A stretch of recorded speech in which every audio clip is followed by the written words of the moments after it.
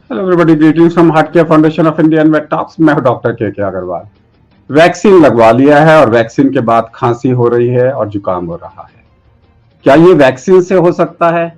जी नहीं, नो वे। वैक्सीन तो आपका मसल में लगा है। मसल के वैक्सीन से आपको खांसी जुकाम नहीं हो सकता। अगर आपको खांसी जुकाम हो सकता है और साथ में हल्का सा बुखार भी है, तो इसका मतलब है कि आप वैक्सीन लगवाने गए थे, वहां पे कोई पॉजिटिव था और कोविड लेके आ गए। बहुत लोगों को हमें वैक्सीन के बाद कोविड दिखाई दे रहा है।